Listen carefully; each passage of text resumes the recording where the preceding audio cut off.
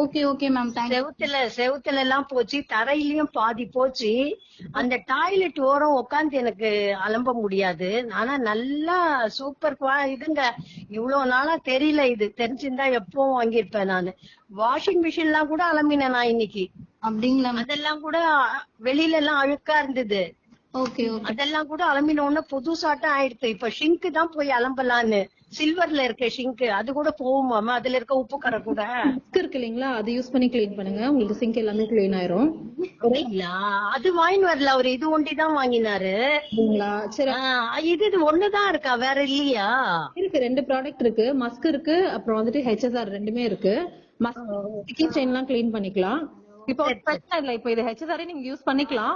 Light வாட்டர்ல dilute பண்ணிட்டு வச்சு தேய்ச்சி அலம்பி விட்டுட்டு உடனே வாஷ் பண்ணிடுங்க.